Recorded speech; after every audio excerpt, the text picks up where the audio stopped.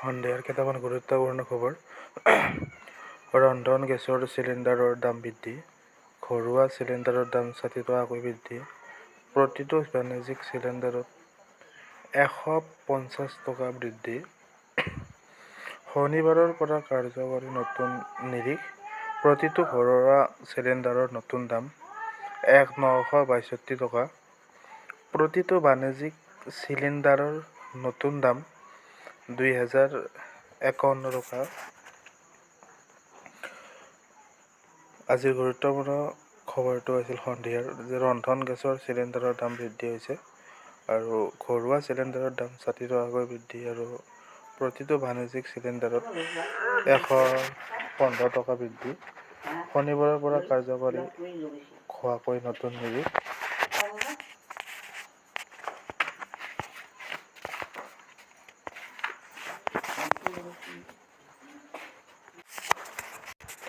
তেৰ মাৰ্চত অসমলৈ আহিব প্ৰধানমন্ত্ৰী নৰেন্দ্ৰ মোদী। ২০,০০০ চাহ শ্ৰমিকক ভূমিৰ পট্টা প্ৰদান কৰিব প্ৰধানমন্ত্ৰীগৰাকীয়ে। এই কথা জনাই মন্ত্ৰী ৰমেশ গোৱালাই।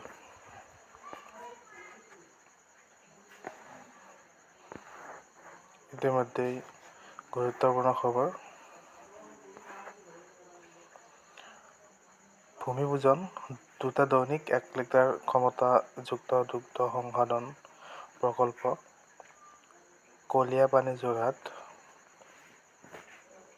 দৈনিক ৫০,০০০ লিটাৰ ক্ষমতাযুক্ত দুগ্ধ সংশোধন প্ৰকল্প। দুখন মাল্টিকেয়াৰ পশু চিকিৎসালয় শিৱসাগৰ শ্ৰীভূমি। ৪খন মাল্টিকেয়াৰ পশু চিকিৎসালয় আৰু ইয়াত উপস্থিত থাকিব শ্ৰী কৃষ্ণগোপাল মন্ত্ৰী পশুপালন আৰু পশু চিকিৎসা ইত্যাদি বিভাগ অসম, যোগেন মোহন মন্ত্ৰী সমবায় ইত্যাদি বিভাগ, শ্ৰী প্ৰশান্ত ফুকন মন্ত্ৰী শক্তি ইত্যাদি বিভাগ অসম, শ্ৰী ৰূপজ্যোতি কুৰ্মী বিধায়ক মৰিয়নি বিধানসভা সমষ্টি, ডক্টৰ ধনজ পেগু মন্ত্ৰী শিক্ষা ইত্যাদি বিভাগ অসম আৰু উপস্থিত থাকিব ডক্টৰ হেমন্ত বিশ্ব শৰ্মা মুখ্যমন্ত্ৰী অসম। LPG চিলিণ্ডাৰৰ গ্ৰাহকৰ বাবে দুঃসংবাদ। ঘৰুৱা আৰু বাণিজ্যিক চিলিণ্ডাৰৰ মূল্য বৃদ্ধি হৈছে। য'ত প্ৰতিটো ঘৰুৱা চিলিণ্ডাৰৰ বৃদ্ধি পালে ৬০ টকাকৈ, প্ৰতিটো বাণিজ্যিক চিলিণ্ডাৰত বৃদ্ধি পালে ১১৫ টকাকৈ। নিৰ্বাচনৰ প্ৰাক মুহূৰ্ততে এই বৃহৎ ঘোষণা মুখ্যমন্ত্ৰী হেমন্ত বিশ্ব শৰ্মাৰ। ১০ মাৰ্চত অসমৰ ৬০ লাখ মহিলাই লাভ কৰিব এই ধন। প্ৰতিগৰাকী অৰুণোদয় হিতাধিকাৰী মহিলাৰ একাউণ্টত সোমাব ৯,০০০কৈ টকা।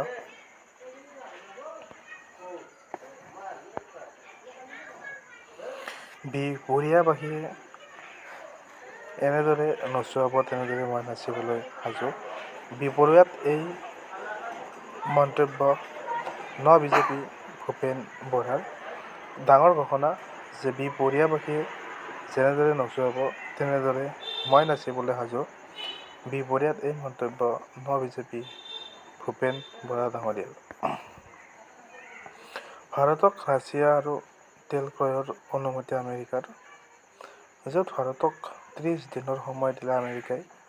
ইতিমধ্যে ভাৰতে ক্ৰয় কৰিছে প্ৰায় ২০ মিলিয়ন বেৰেল তেল। সন্ধিয়াৰ আটাইতকৈ ডাঙৰ খবৰ। ভাৰতক ৰাছিয়াৰ পৰা তেল ক্ৰয়ৰ অনুমতি আমেৰিকাৰ। ভাৰতক ৩০ দিনৰ সময় দিলে আমেৰিকাই। ইতিমধ্যে ভাৰতে ক্ৰয় কৰিছে প্ৰায় ২০ মিলিয়ন বেৰেল তেল। ইৰাণক সহায়ৰ হাত বন্ধ ৰাষ্ট্ৰ ৰাছিয়াৰ। মধ্যপ্ৰাচ্যত আমেৰিকান সেনাৰ সামৰিক ঘাটি, ৰাডাৰ, যুদ্ধজাহাজ বা অন্যান্য যোগাযোগ ব্যৱস্থাৰ লোকেশ্যন ট্ৰেক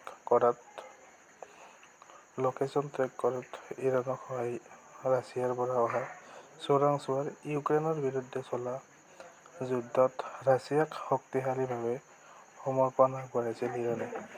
এতিয়ালৈ ইৰাণলৈ আগবঢ়ালে সহায়ৰ হাত, আগবঢ়োৱালে ৰাছিয়াই।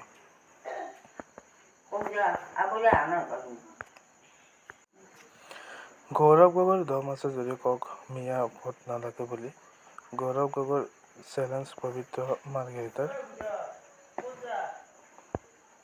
মনোনয়ন পত্ৰ প্ৰত্যাহাৰৰ অন্তিম দিনলৈকে চলি থাকিব অখিল গগৈৰ মিত্ৰতাৰ নাটক। মিত্ৰতাক লৈ অখিল গগৈক বিশ্বাস নকৰিব মুখ্যমন্ত্ৰী হিমন্ত বিশ্ব শৰ্মাই কৈছে। য'ত মনোনয়ন পত্ৰ প্ৰত্যাহাৰৰ অন্তিম দিনলৈকে চলি থাকিব অখিল গগৈৰ মিত্ৰতাৰ নাটক। মিত্ৰতাক লৈ অখিল গগৈক বিশ্বাস নকৰিব বুলি এই মন্তব্য মাননীয় মুখ্যমন্ত্ৰী হিমন্ত বিশ্ব শৰ্মা।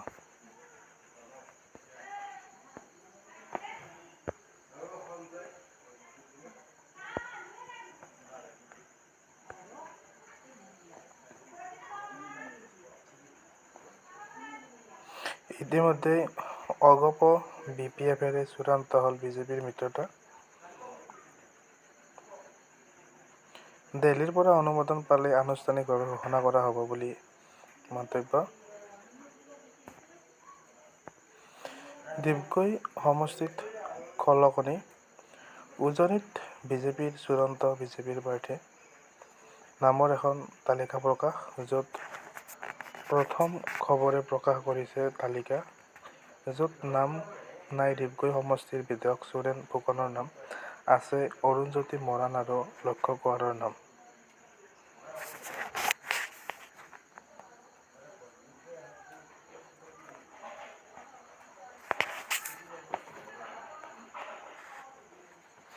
ইতিমধ্যে ডিগবৈ সমষ্টিত খলকনি সৃষ্টি কৰিছে। উজনিত বিজেপিৰ চূড়ান্ত বিজেপিৰ প্ৰাৰ্থীৰ নামৰ এখন তালিকা প্ৰকাশ কৰিছে। য'ত প্ৰথম খবৰে প্ৰকাশ কৰিছে তালিকা য'ত নাম নাই ডিগবৈ সমষ্টিৰ বিধায়ক সুৰেন ফুকনৰ নাম আছে অৰুণজ্যোতি মৰাণ আৰু লক্ষ্য কোঁৱৰৰ নাম।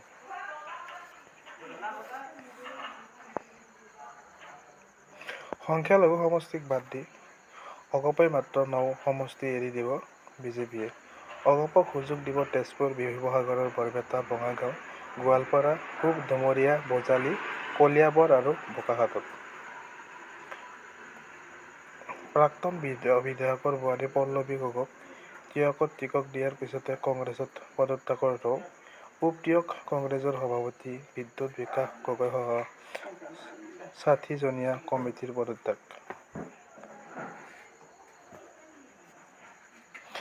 AIUDF বিধায়কৰ সমৰ্থনত ৰাজ্যসভালৈ প্ৰমোদ বড়ো। এইবাৰ অচিনাকি বিধায়কৰ সমৰ্থন ল'বলৈ বাধ্য হ'ল নেকি NDA? NDAত এতিয়া অন্তৰ্ভুক্ত হ'ল নেকি আজমল UDF? প্ৰমোদ বড়োৰ সমৰ্থনত UDFৰ বিধায়ক স্বাক্ষৰ।